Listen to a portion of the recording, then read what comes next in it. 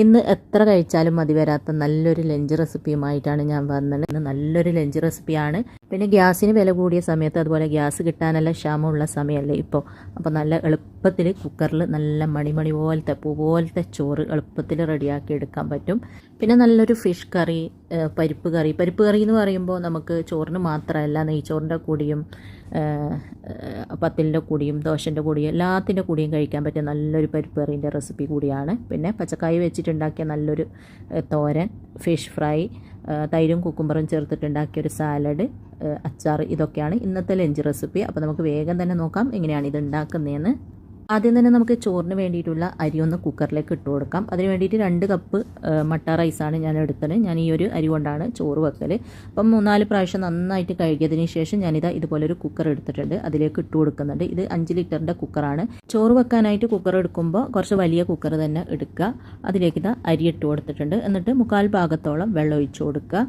എന്നിട്ട് അടച്ച് വെച്ചിട്ട് ഒരു 3 വിസിൽ വരുന്നത് വരെ വേവിക്കാം. നല്ലോണം വേവുള്ള അരിയാണെങ്കിൽ 3 വിസിൽ വരുന്നത് വരെ വേവിക്കുക. വേവ് കുറഞ്ഞ അരിയാണെങ്കിൽ 1-2 വിസിൽ വന്നാൽ മതി. ആദ്യം ഒരു പ്രാവശ്യം നിങ്ങൾ ഉണ്ടാക്കി നോക്കുക. അന്നേരം നമുക്ക് മനസ്സിലാവും ഓരോ അരിക്കും എത്ര വേവുണ്ടെന്ന്. അപ്പം അത് അവിടുന്ന് വേവുന്ന സമയം കൊണ്ട് നമുക്ക് പരിപ്പ് കറിക്കുള്ള പരിപ്പൊന്ന് നന്നായിട്ട് കഴുകിയിട്ട് അതും കുക്കറിലേക്ക് ഇട്ട് കൊടുക്കാം. അപ്പോൾ ഞാനിതാ കുറച്ച് പരിപ്പ് എടുത്തിട്ടുണ്ട്, അത് നന്നായിട്ട് കഴുകുന്നുണ്ട്.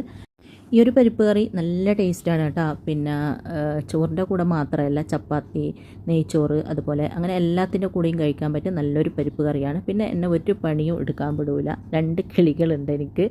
ഏത് സമയം എൻ്റെ എന്താ പറയുക, കൈമലും ചുമലത്തൊക്കെയാണ്.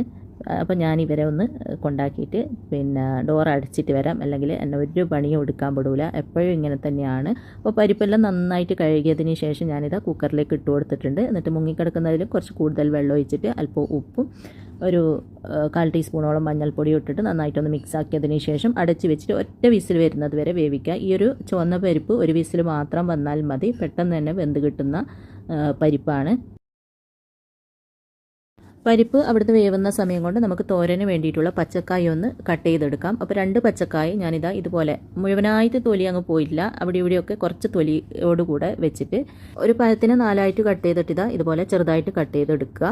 അപ്പോൾ ഇതാ പഴമെല്ലാം കട്ട് ചെയ്തെടുത്തിട്ടുണ്ട്. ഞാൻ ഇതുപോലെ ഒരു മൺചട്ടി അടുപ്പത്തേക്ക് വെച്ച് കൊടുത്തിട്ടുണ്ട്, അടുപ്പ് ഓൺ ചെയ്തിട്ടില്ല. എന്നിട്ട് അതിലേക്ക് കട്ട് ചെയ്തെടുത്ത പഴം മുഴുവനും ചേർത്ത് കൊടുക്കാം. പിന്നെ അതിലേക്ക് 3 പച്ചമുളകും കൂടെ കട്ട് ചെയ്തെടുത്തിട്ടുണ്ടായിരുന്നു, അതെല്ലാം അതിലേക്ക് ചേർത്തിട്ട് 1/2 ടീസ്പൂണോളം മഞ്ഞൾപ്പൊടി, ആവശ്യത്തിനുള്ള ഉപ്പ്, പിന്നെ മുങ്ങിക്കിടക്കുന്നതിലും കുറച്ച് കൂടുതലായിട്ട് വെള്ളം ഒഴിച്ചിട്ട്, ഇത് വേവാൻ ആവശ്യമുള്ള വെള്ളം ഒഴിച്ചിട്ട് നന്നായിട്ടൊന്ന് മിക്സ് ആക്കിയതിന് ശേഷം അടച്ചിട്ട് അടുപ്പ് ഓൺ ചെയ്തിട്ട് നമുക്കിതൊന്ന് വേവിച്ചെടുക്കാം.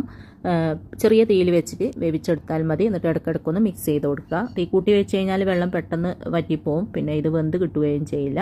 അതുകൊണ്ട് ചെറിയ തീയിൽ വെച്ചിട്ട് നല്ലതുപോലെ തിളച്ച് ഇതൊന്ന് വേവിച്ചെടുക്കാം. ഇടയ്ക്കിടയ്ക്ക് മിക്സ് ആക്കി കൊടുത്താൽ മതി. പിന്നെ ഇത് നിങ്ങൾക്ക് വേണമെങ്കിൽ കുക്കറിലും വേവിച്ചെടുക്കാം. കുക്കറിലാണെങ്കിൽ 2 വിസിൽ വരുന്നത് വരെ വേവിച്ചെടുത്താൽ മതി. അപ്പോഴത്തേക്ക് നന്നായിട്ട് വെന്ത് കിട്ടും. പിന്നെ കുക്കറിലാണെങ്കിൽ ഇത്രയും വെള്ളം ഒഴിച്ച് കൊടുക്കേണ്ട, കുറച്ച് വെള്ളം ഒഴിച്ച് കൊടുത്താൽ മാത്രം മതി. അങ്ങനെ ഇതാ 2-3 പ്രാവശ്യമായി ഞാൻ മിക്സാക്കി കൊടുക്കുന്നത്. ഇപ്പോൾ ഹാഫ് വേവായിട്ടുണ്ട്. ഇനി നമുക്കിതിലേക്ക് കുറച്ച് തേങ്ങ ഒന്ന് ഒതുക്കി ചേർക്കണം. അപ്പോൾ ഞാനിതാ ഇതുപോലൊരു മിക്സീൻ്റെ ജാർ എടുത്തിട്ടുണ്ട്. ഇഞ്ചിയും വെളുത്തുള്ളി ഇപ്പം പൊടിച്ചതാണ്, അതുകൊണ്ടാണ് മിക്സി കഴുകാണ്ട് അതിലേക്ക് തന്നെ തേങ്ങ ഇട്ട് കൊടുക്കുന്നത്. അപ്പോൾ അതിലേക്ക് ഒരു 4 ടേബിൾ സ്പൂണോളം തേങ്ങയും 2 വറ്റൽമുളകും പിന്നെ ഒരു 3-4 അല്ലി വെളുത്തുള്ളിയും ഇട്ടിട്ട് ഇതൊന്ന് ഒതുക്കിയെടുക്കാം. അപ്പോൾ അതൊന്ന് ഒതുക്കിയെടുത്തിട്ടുണ്ട്. അപ്പോഴത്തേക്ക് ഇതാ നമ്മുടെ പച്ചക്കായി അത്യാവശ്യം നല്ലതുപോലെ വെന്ത് അതിലെ വെള്ളമൊക്കെ ഒന്ന് വറ്റി ഇതാ ഈ ഒരു രീതിയിൽ ആയിട്ടുണ്ട്. നല്ലോണം വെള്ളം വറ്റണ്ട, ഈ ഒരു രീതിയിൽ വറ്റുമ്പോൾ നന്നായിട്ട് ഉടഞ്ഞ് വന്നിട്ടുണ്ട്. ഇനി ഇതിലേക്ക് നമ്മൾ ഒതുക്കിയെടുത്ത തേങ്ങ ചേർത്ത് കൊടുക്കാം. നിങ്ങൾക്ക് ചെറിയ ജീരകത്തിൻ്റെ ഫ്ലേവർ ഇഷ്ടമാണെങ്കിൽ അതും കൂടെ ഒതുക്കുന്ന സമയത്ത് ഇട്ട് കൊടുക്കാം. പിന്നെ ഈ ഒരു തോരനില്ലേ, തോരൻ പുഴുക്ക് എന്നെല്ലാം പറയാം ഇതിന്. ചോറിൻ്റെ കൂടെ മാത്രമല്ല കേട്ടോ, കഞ്ഞിൻ്റെ കൂടിയും അതുപോലെ തന്നെ വെറുതെ വൈകുന്നേരത്തെ ചായൻ്റെ കൂടെയെല്ലാം കഴിക്കാൻ നല്ല ടേസ്റ്റാണ്. എനിക്ക് ഭയങ്കര ഇഷ്ടമാണ് ഇത്. കുറച്ച് ചോറും ഇത് കുറച്ച് അധികം എടുത്തിട്ട് കഴിക്കാൻ നല്ല ടേസ്റ്റാണ്. വേറെ കറിൻ്റെ ആവശ്യമൊന്നുമില്ല. അങ്ങനെ തേങ്ങയെല്ലാം ചേർത്തിട്ട് നന്നായിട്ട് മിക്സ് ആക്കിയതിന് ശേഷം ഉപ്പെല്ലാം നോക്കിയിട്ട് വേണമെങ്കിൽ ഉപ്പ് ചേർത്ത് കൊടുക്കുക. അപ്പോൾ അല്പം ഉപ്പിൻ്റെ കുറവുണ്ടായിരുന്നു, ഞാൻ കുറച്ച് ഉപ്പ് ചേർത്ത് കൊടുക്കുന്നുണ്ട്. എന്നിട്ട് നല്ലതുപോലെ മിക്സ് ആക്കിയതിന് ശേഷം ഇതിലേക്ക് കുറച്ച് കുരുമുളകിൻ്റെ പൊടിയും കൂടെ ചേർത്ത് കൊടുക്കാം. കുരുമുളകിൻ്റെ പൊടി ഒഴിവാക്കരുത് കേട്ടോ, എന്തായാലും ചേർത്ത് കൊടുക്കുക. അതിൻ്റെ ആ ഒരു ടേസ്റ്റും കൂടെ വരുമ്പോൾ നല്ല രസമാണ്. അപ്പം കുരുമുളകിൻ്റെ പൊടിയും കൂടെ ചേർത്തിട്ട് വീണ്ടും ഒന്ന് മിക്സാക്കി കൊടുത്തിട്ടുണ്ട്. എന്നിട്ട് ഇതൊന്ന് മാറ്റി വെക്കാം. അങ്ങനെ ഇതിവിടെ റെഡിയായി. ഇനി ഇതിലേക്ക് കടുകും കറിവേപ്പിലയും ഒന്ന് താളിച്ചൊഴിക്കണം. അപ്പം അത് റെഡിയാക്കി എടുക്കാം. അപ്പോൾ ഇതൊന്ന് മാറ്റി വെക്കുക. എന്നിട്ട് ഞാൻ മറ്റൊരു ചട്ടി അടുപ്പത്തേക്ക് വെച്ച് കൊടുത്തിട്ടുണ്ട്. എത്ര പഴകിയാലും ഇഷ്ടം പോവാത്ത ഒരു ഉരുളിയാണ് കേട്ടോ ഇത്. 10 വർഷമായി എൻ്റെ അടുത്ത്. എനിക്ക് ഭയങ്കര ഇഷ്ടമാണ് ഈ ഒരു ഉരുളിയിൽ കറി വെക്കാനൊക്കെ. അപ്പോൾ ഇതൊന്ന് ചൂടായതിന് ശേഷം അതിലേക്ക് 1 ടേബിൾ സ്പൂണോളം വെളിച്ചെണ്ണ ഒഴിച്ചിട്ട് ചൂടായി വരുമ്പോൾ അതിലേക്ക് 1/2 ടീസ്പൂൺ കടുകിട്ട് പൊട്ടിച്ചിട്ട് അതിലേക്ക് കുറച്ച് കറിവേപ്പില കൂടെ ഇട്ടിട്ട് നന്നായിട്ടൊന്ന് മൂത്ത് വരുമ്പോൾ അത് നമ്മൾ റെഡിയാക്കി വെച്ച ആ ഒരു തോരനുണ്ടല്ലോ അതിലേക്ക് ഒഴിച്ചു കൊടുത്തിട്ട് അതൊന്ന് അടച്ച് വെക്കാം. ഇപ്പം തന്നെ മിക്സ് ചെയ്യേണ്ട കേട്ടോ, കുറച്ച് കഴിഞ്ഞിട്ട് മിക്സ് ചെയ്താൽ മതി. അപ്പോൾ അതങ്ങനെ ഒഴിച്ചു കൊടുത്താൽ മതി. സെയിം ചട്ടിയിലേക്ക് തന്നെ 2 ടേബിൾ സ്പൂണോളം വെളിച്ചെണ്ണ ഒഴിച്ചു കൊടുക്കുക. വെളിച്ചെണ്ണ ഉണ്ടെങ്കിൽ വെളിച്ചെണ്ണയിൽ തന്നെ ഇതെല്ലാം ചെയ്യുക കേട്ടോ, അപ്പോഴാണ് നല്ല ടേസ്റ്റ് ഉണ്ടാവുക. അപ്പോൾ വെളിച്ചെണ്ണ ഒന്ന് ചൂടായി വരുമ്പോൾ 1/2 ടീസ്പൂണോളം കടുകിട്ട് പൊട്ടിക്കുക. കടുക് പൊട്ടിക്കഴിയുമ്പോൾ ഇതിലേക്ക് ഒരു ചെറിയ കഷ്ണം സവാള കട്ട് ചെയ്തതും 4 പച്ചമുളക് വട്ടത്തിൽ കട്ട് ചെയ്തതും ചേർത്ത് കൊടുക്കുക. പിന്നെ കുറച്ച് കറിവേപ്പിലയും 1 ടേബിൾ സ്പൂൺ ഇഞ്ചി വെളുത്തുള്ളി ക്രഷ് ചെയ്തതും ചേർത്തിട്ട് ഇത് നന്നായിട്ടൊന്ന് വഴറ്റി കൊടുക്കാം. ഇത് പരിപ്പിന് വേണ്ടിയിട്ടുള്ളതാണ് കേട്ടോ. പരിപ്പ് നമ്മൾ വേവിക്കുമ്പോൾ മഞ്ഞൾപ്പൊടിയും ഉപ്പും വെള്ളവും മാത്രം ചേർത്തിട്ടല്ലേ വേവിച്ചത്, ബാക്കി കാര്യങ്ങളൊന്നും അതിൽ ചേർത്തിട്ടില്ലല്ലോ. അപ്പോൾ ബാക്കിയെല്ലാം ഇതുപോലെയാണ് ചെയ്യേണ്ടത്. അപ്പം ഉള്ളിയും പച്ചമുളകും ഇഞ്ചിയും വെളുത്തുള്ളിയെല്ലാം ഇട്ടിട്ട് നന്നായിട്ടൊന്ന് വഴറ്റിയിട്ടുണ്ട്. ഇനി ഇതിലേക്ക് ചെറിയൊരു കഷ്ണം തക്കാളി ചെറുതായിട്ട് കട്ട് ചെയ്തതും കൂടെ ചേർത്തിട്ട് ജസ്റ്റ് ഒന്ന് വഴറ്റി കൊടുത്താൽ മതി. തക്കാളി ഇട്ടിട്ട് തക്കാളി വെന്ത ഉടയേണ്ട ആവശ്യമൊന്നുമില്ല, ജസ്റ്റ് ഒന്ന് വഴറ്റി കൊടുക്കുക. അപ്പോൾ ഇതാ ഇതുപോലെ ഒന്ന് വഴറ്റിയിട്ടുണ്ട്. ഇനി ഇതിലേക്ക് 1/4 ടീസ്പൂണോളം മഞ്ഞൾപ്പൊടി ചേർത്ത് കൊടുക്കുന്നുണ്ട്. പിന്നെ 1/2 ടീസ്പൂണിൽ കുറവായിട്ട് മുളക് പൊടി കൂടെ ചേർത്തിട്ട് വീണ്ടും ഒന്ന് വഴറ്റിയിട്ട് ഇതിലേക്ക് നമ്മൾ വേവിച്ചെടുത്ത പരിപ്പുണ്ടല്ലോ, ഒരു വിസിൽ വന്നപ്പോൾ ഞാൻ അടുപ്പ് ഓഫ് ആക്കിയിട്ടുണ്ടായിരുന്നു. ഇപ്പോൾ കുക്കറിൻ്റെ പ്രഷറെല്ലാം പോയിട്ടുണ്ട്. അതിതാ ഇതുപോലെ നന്നായിട്ട് വെന്തിട്ടുണ്ട്. അതിതിലേക്ക് ഇട്ട് കൊടുക്കാം. ഈ ഒരു ചുവന്ന പരിപ്പ് പെട്ടെന്ന് തന്നെ വെന്ത് കിട്ടും. അപ്പോൾ ഒറ്റ വിസിൽ വന്നാൽ മതി. അപ്പോൾ ഇതിലേക്ക് ഇട്ട് കൊടുത്തിട്ടുണ്ട്. ഇനി ഇതിലേക്ക് നമുക്ക് എത്രയാണോ ഗ്രേവി വേണ്ടതെന്ന് വെച്ചാൽ അതിനനുസരിച്ചിട്ട് വെള്ളവും കൂടെ ചേർത്തിട്ട് നല്ലതുപോലെ ഒന്ന് മിക്സാക്കി കൊടുക്കാം. എന്നിട്ട് ഇത് അടുപ്പ് ഓൺ ചെയ്തിട്ട് നമുക്ക് നല്ലതുപോലെ ഒന്ന് തിളപ്പിക്കാം. ഗ്രേവി എത്രയാണോ ലൂസ് വേണ്ടതെന്ന് വെച്ചാൽ അതിനനുസരിച്ചിട്ട് വെള്ളം ഒഴിക്കുക കേട്ടോ. അപ്പോൾ ഞാനിതാ ഇത്രയാണ് വെള്ളം ഒഴിച്ചത്. എന്നിട്ട് നന്നായിട്ടൊന്ന് മിക്സാക്കി കൊടുക്കുന്നുണ്ട്. ഇനി അടുപ്പ് ഓൺ ചെയ്തിട്ട് ഇത് നല്ലതുപോലെ തിളപ്പിക്കണം. എന്നിട്ട് നമുക്ക് ഉപ്പെല്ലാം നോക്കിയിട്ട് വേണമെങ്കിൽ ഉപ്പെല്ലാം ചേർത്ത് കൊടുക്കാം. അല്പം ഉപ്പിൻ്റെ കുറവുണ്ട്, കുറച്ച് ഉപ്പും കൂടെ ചേർത്തിട്ട് വീണ്ടും ഒന്ന് മിക്സാക്കി കൊടുക്കുന്നുണ്ട്. എന്നിട്ട് ഇത് അടച്ച് വെച്ചിട്ട് നല്ലതുപോലെ ഒന്ന് തിളപ്പിക്കാം. അപ്പോൾ പരിപ്പ് കറി അടച്ച് വെച്ചിട്ട് നന്നായിട്ട് തിളക്കാൻ തുടങ്ങിയിട്ടുണ്ട്. ഇനി ഇതൊന്ന് തുറന്നിട്ട് നല്ലതുപോലെ ഒന്ന് മിക്സാക്കി കൊടുക്കാം. ഒന്ന് മിക്സാക്കിയതിന് ശേഷം ഇതിലേക്ക് ഞാൻ കുറച്ച് മല്ലിച്ചപ്പും കൂടെ കട്ട് ചെയ്തത് ഇട്ട് കൊടുക്കുന്നുണ്ട്. മല്ലിയിലൻ്റെ ഫ്ലേവർ ഇഷ്ടമാണെങ്കിൽ നിർബന്ധമായിട്ട് ഇട്ട് കൊടുക്കുക കേട്ടോ. ഈ ഒരു കറിക്ക് മല്ലിയിലൻ്റെ ആ ഫ്ലേവർ ഉണ്ടാവുമ്പോൾ ഭയങ്കര ടേസ്റ്റാണ്. ഈ ഒരു കറി ചോറിന് മാത്രമല്ല കേട്ടോ, നെയ്ച്ചോറിനും ചപ്പാത്തിക്കും അങ്ങനെ എല്ലാത്തിൻ്റെ കൂടിയും അടിപൊളി രുചിയാണ്. മല്ലിയില ഇട്ടിട്ട് തിളപ്പിക്കേണ്ട ആവശ്യമൊന്നുമില്ല, പെട്ടെന്ന് തന്നെ അടുപ്പ് ഓഫ് ആക്കാം. അങ്ങനെ നമ്മുടെ പരിപ്പ് കറി കൂടെ ഇവിടെ റെഡി ആയിട്ടുണ്ട്. ഇനി ഇതൊന്ന് മാറ്റി വെക്കാം. ഇനി നമുക്ക് മീൻകറി റെഡിയാക്കാം. അതിന് വേണ്ടിയിട്ട് ഇതുപോലെ ഒരു പാത്രം അടുപ്പത്ത് വെച്ചിട്ട് ഒന്ന് ചൂടാക്കിയിട്ടുണ്ട്. അതിലേക്ക് 2 ടേബിൾ സ്പൂണോളം വെളിച്ചെണ്ണ ഒഴിച്ച് കൊടുക്കാം. മീൻകറിയെല്ലാം വെക്കുമ്പോൾ വെളിച്ചെണ്ണ തന്നെ ഒഴിച്ച് കൊടുക്കുക കേട്ടോ, അപ്പോൾ നല്ല ടേസ്റ്റ് ആയിരിക്കും. വെളിച്ചെണ്ണ ഒന്ന് ചൂടായി വരുമ്പോൾ 1/4 ടീസ്പൂണോളം കടുകിട്ട് പൊട്ടിക്കുക. കടുകൊന്ന് പൊട്ടിത്തീരാനാകുമ്പോൾ കുറച്ച് ഉലുവ കൂടെ ഇട്ടിട്ട് ഒന്ന് പൊട്ടി വരുമ്പോൾ ഇതിലേക്ക് ഒരു 10 ചെറിയ ഉള്ളി ചെറുതായിട്ട് കട്ട് ചെയ്തതും 2-3 പച്ചമുളക് കട്ട് ചെയ്തതും കുറച്ച് കറിവേപ്പിലയും കൂടെ ഇട്ടിട്ട് നന്നായിട്ടൊന്ന് വഴറ്റി കൊടുക്കാം. നല്ലതുപോലെ വഴന്നു വരുമ്പോൾ ഇതിലേക്ക് 1 ടേബിൾ സ്പൂണോളം ഇഞ്ചി വെളുത്തുള്ളി ക്രഷ് ആക്കിയത് ചേർത്തിട്ട് വീണ്ടും ഒന്ന് വഴറ്റി കൊടുക്കാം. ചെറിയുള്ളി ഉണ്ടെങ്കിൽ ചെറിയുള്ളി തന്നെ ചേർത്ത് കൊടുക്കുക കേട്ടോ. ചെറിയുള്ളിയാണ് ഈ ഒരു മീൻകറിക്ക് നല്ല ടേസ്റ്റ് കൊടുക്കുന്നത്. പിന്നെ ചെറിയുള്ളി ഇല്ലെങ്കിൽ സവാള ചെറിയൊരു സവാളൻ്റെ പകുതി സവാള കട്ട് ചെയ്ത് ഇട്ട് കൊടുത്താലും മതി. അങ്ങനെ അതെല്ലാം നന്നായിട്ടൊന്ന് വഴറ്റിയിട്ടുണ്ട്. ഇനി ഇതിലേക്ക് നമ്മൾ പൊടികളാണ് ഇട്ട് കൊടുക്കുന്നത്. അപ്പോൾ പൊടികൾ ചേർത്ത് കൊടുക്കുന്ന സമയത്ത് ക്യാമറ ഓൺ ആയിട്ടില്ലേനു, ഇപ്പോഴാണ് കാണുന്നത്. അപ്പം അതിലേക്ക് ഞാൻ ഇട്ട പൊടികൾ എന്തെല്ലാണെന്ന് പറയാം. 1/4 ടീസ്പൂണോളം മഞ്ഞൾപ്പൊടിയും 2 ടീസ്പൂൺ കാശ്മീരി മുളക് പൊടിയും 1 ടീസ്പൂൺ മല്ലിപ്പൊടിയാണ് ഇട്ട് കൊടുത്തത്. അപ്പോൾ അത് ചേർത്തിട്ട് നന്നായിട്ടൊന്ന് വഴറ്റി കൊടുക്കുക. ആ ഒരു പൊടിൻ്റെ പച്ച ടേസ്റ്റെല്ലാം മാറുന്നത് വരെ നന്നായിട്ടൊന്ന് വഴറ്റിയതിന് ശേഷം ഇതിലേക്ക് 2 മീഡിയം സൈസിലുള്ള തക്കാളി മിക്സിൻ്റെ ജാറിലിട്ടിട്ട് ഒട്ടും വെള്ളമൊന്നും ചേർക്കാതെ നന്നായിട്ടൊന്ന് അടിച്ചെടുത്തതാണ്, അതും കൂടെ ഇതിലേക്ക് ഒഴിച്ചു കൊടുക്കുക. തക്കാളി വഴറ്റി ചേർക്കുന്നതിനേക്കാളും കറിക്ക് രുചി കൂടുന്നത്, അതുപോലെ നല്ല മീൻകറിക്ക് നല്ലൊരു തിക്നെസ്സും കൊടുക്കുന്നത് ഇതുപോലെ തക്കാളി അരച്ച് ചേർക്കുമ്പോഴാണ്. അപ്പോൾ ഇങ്ങനെ ഇതുവരെ ചെയ്തിട്ടില്ലെങ്കിൽ ഇതുപോലെ ചെയ്ത് നോക്കുക. നല്ലൊരു ടേസ്റ്റാണ്. നമ്മൾ ഹോട്ടലിൽ നിന്നെല്ലാം കഴിക്കുന്ന മീൻകറി ഇല്ലേ, അതിൻ്റെ ആ ഒരു രുചി ഉണ്ടാവും. അരച്ചെടുത്ത തക്കാളി കൂടെ ചേർത്തിട്ട് നന്നായിട്ടൊന്ന് മിക്സാക്കി കൊടുക്കുക. എന്നിട്ട് ഇതുപോലെ നല്ലതുപോലെ തിളച്ചിട്ടാകുമ്പോൾ മാത്രം ഇതിലേക്ക് വെള്ളം ചേർത്ത് കൊടുക്കുക.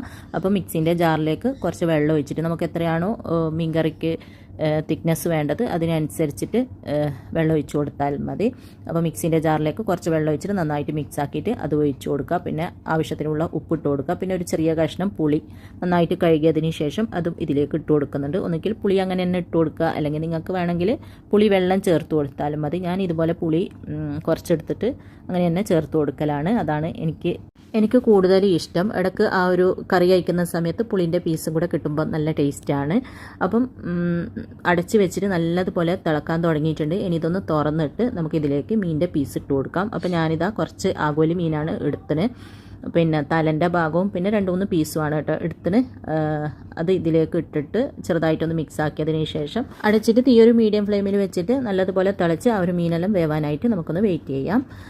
ആ ഒരു സമയം കൊണ്ട് നമുക്ക് പൊരിക്കാനുള്ള മീനിലേക്ക് മസാലയെല്ലാം പുരട്ടി വെക്കാം. അപ്പോൾ ഞാനിതാ ഒരു 4 ചെറിയ പീസ് ആഗോലി മീൻ തന്നെയാണ് എടുത്തിന്. ഞാനും മീൻ കഴിക്കൂ, മക്കളൊന്നും കഴിക്കൂല, അതുകൊണ്ടാണ് 4 പീസ് എടുത്തത്.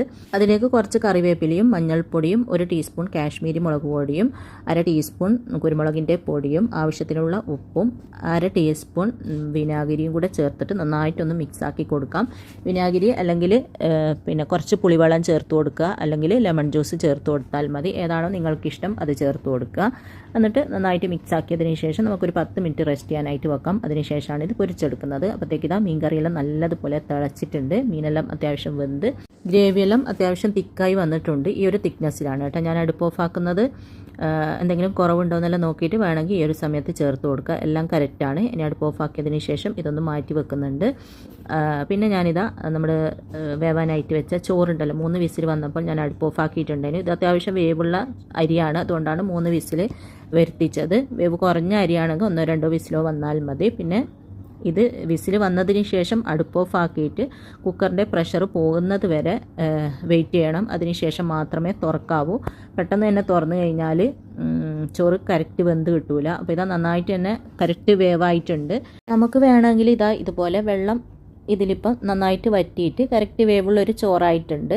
വേണമെങ്കിൽ ഈ ഒരു രീതിയിലും കഴിക്കാം. പക്ഷേങ്കിൽ എനിക്കിങ്ങനെ വെള്ളം വറ്റിയ ചോറ് അത്ര ഇഷ്ടമല്ല. മുമ്പ് എനിക്ക് കുക്കറിൽ വെച്ച ചോറേ ഇഷ്ടമല്ലേനു, ഇപ്പാണ് ഇഷ്ടപ്പെടാൻ തുടങ്ങിയത്. ഞാനെന്ത് ചെയ്യുന്നത് വെച്ചാൽ ഇങ്ങനെ വേവിച്ച ചോറിലേക്ക് കുറച്ച് കൂടുതൽ വെള്ളം ഒഴിച്ചിട്ട് നല്ലതുപോലെ ഒന്ന് തിളപ്പിച്ചതിന് ശേഷം അതിൻ്റെ വെള്ളം ഊറ്റിക്കളയും. അപ്പോൾ നമുക്ക് നല്ല അടിപൊളി ചോറ് തന്നെ ആയി കിട്ടും. പിന്നെ നമ്മൾ അടുപ്പത്ത് പാത്രത്തിൽ വെച്ച അതേപോലത്തെ നല്ല മണിമണിയായിട്ടുള്ള നല്ല പൂ പോലത്തെ ചോറ് തന്നെ നമുക്ക് കിട്ടും. അപ്പോൾ നല്ല എളുപ്പമാണ്, അതുപോലെ തന്നെ നല്ല ടേസ്റ്റുമാണ് ചോറ്. ആ ഒരു വറ്റിച്ച ചോറ് എനിക്ക് അത്ര ഇഷ്ടമല്ല, അതുകൊണ്ട് ഞാൻ ഈ ഒരു രീതിയിലാണ് ചെയ്യൽ. നിങ്ങൾക്ക് വേണമെങ്കിൽ വറ്റിച്ചിട്ടും ചെയ്യാം, ഈ ഒരു രീതിയിലും ചെയ്യാം. അപ്പോൾ ഇതാ നന്നായിട്ട് വെള്ളം ഒഴിച്ചിട്ട് നന്നായിട്ട് തിളക്കാൻ തുടങ്ങിയിട്ടുണ്ട്. ഇനി ഒരു അരിപ്പപാത്രത്തിലേക്ക് ഇതിൻ്റെ വെള്ളമൊക്കെ ഊറ്റിക്കളയാനാണ്. അപ്പോൾ ഇതാ നല്ല അടിപൊളി ചോറ് ഇവിടെ റെഡി ആയിട്ടുണ്ട്. ഇനി ഇതൊന്ന് അടച്ചിട്ട് മാറ്റി വെക്കാം. അങ്ങനെ ചോറും കറികളും തോരനും എല്ലാം റെഡിയായി. ഇനിയിപ്പം മീൻ പൊരിക്കണം. അപ്പോൾ മീൻ പൊരിക്കാൻ വേണ്ടിയിട്ട് ഞാനിതാ ഇതുപോലെ ഒരു പാൻ അടുപ്പിൽ വെച്ചിട്ട് ഒന്ന് ചൂടാക്കിയിട്ടുണ്ട്. അതിലേക്ക് 2 ടേബിൾ സ്പൂണോളം വെളിച്ചെണ്ണ ഒഴിച്ചിട്ട് ചൂടായി വരുമ്പോൾ ഇതിലേക്ക് നമ്മൾ മാരിനേറ്റ് ചെയ്ത് വെച്ച മീൻ ഇട്ട് കൊടുക്കാം. എന്നിട്ട് തീ ഒരു മീഡിയം ഫ്ലെയിമിൽ വെച്ചിട്ട് തിരിച്ച് മറിച്ചിട്ടിട്ട് ഇതൊന്ന് ഫ്രൈ ആക്കിയെടുക്കാം. അപ്പോൾ ഒരു ഭാഗം അത്യാവശ്യം ഒന്ന് ഫ്രൈ ആയി വരുമ്പോൾ നമുക്കിതൊന്ന് മറിച്ചിട്ട് കൊടുക്കാം. പിന്നെ മീൻ മറിച്ചിടുമ്പോൾ ഞാൻ അധികവും കത്തി കൊണ്ടാണ് കേട്ടോ മറിച്ചിടൽ. നിങ്ങളാരെങ്കിലും ഇങ്ങനെ കത്തി കൊണ്ട് മറിച്ചിടലുണ്ട്? എനിക്ക് കത്തി കൊണ്ട് മറിച്ചിടുന്നതാണ് ഭയങ്കര ഇഷ്ടം. മീൻ ഇങ്ങനെ മറിച്ചിടാനാണ് കേട്ടോ ഇഷ്ടം. നിങ്ങളാരെങ്കിലും ഇങ്ങനെ കത്തി കൊണ്ട് മറിച്ചിടലുണ്ടെങ്കിൽ ഒന്ന് പറയണേ. അപ്പോൾ ഇതാ അത് മറിച്ചിട്ടതിന് ശേഷം ആ ഭാഗവും കൂടി ഒന്ന് ഫ്രൈ ആവട്ടെ. ആ ഒരു സമയം കൊണ്ട് നമുക്ക് കുറച്ച് സാലഡും കൂടെ റെഡിയാക്കി എടുക്കാം. അപ്പോൾ ഞാൻ 2 കുക്കുംബർ തൊലി കളഞ്ഞതിന് ശേഷം ഇതുപോലെ ചെറുതായിട്ടൊന്ന് കട്ട് ചെയ്തെടുത്തിട്ടുണ്ട്. അതിലേക്ക് കുറച്ച് തൈരും ഉപ്പും ചേർത്തിട്ടൊന്ന് മിക്സാക്കി കൊടുക്കുന്നുണ്ട്. അധികവും ചോറിൻ്റെ കൂടെ ഇങ്ങനെ ഒരു സാലഡ് ഉണ്ടാവും. വേറെ ഒന്നും ഇതിലേക്ക് ഇടൂല. വേണമെങ്കിൽ പച്ചമുളക് സവാളയെല്ലാം കട്ട് ചെയ്തിട്ട് ഇടാം, പക്ഷേങ്കിൽ ഞാനൊന്നും ഇടില്ല. ഇതുപോലെ തൈരും ഉപ്പും മാത്രം മിക്സ് ചെയ്ത് കൊടുക്കലാണ്. നല്ല ടേസ്റ്റാണ് ചോറിൻ്റെ കൂടെ കഴിക്കുമ്പോൾ. അങ്ങനെ ഇത് ഇവിടെ റെഡിയായി. പിന്നെ മീൻ പൊരിച്ചതും ആ ഒരു സമയം കൊണ്ട് റെഡിയായിട്ടുണ്ട്. അങ്ങനെ നമ്മുടെ ചോറ്, മീൻ പൊരിച്ചത്, പിന്നെ പച്ചക്കായ കൊണ്ട് ഉണ്ടാക്കിയ തോരൻ, പിന്നെ പരിപ്പ് കറി, മീൻ കറി, പിന്നെ കുക്കറിലുണ്ടാക്കിയ ചോറ് എല്ലാം റെഡി ആയിട്ടുണ്ട്.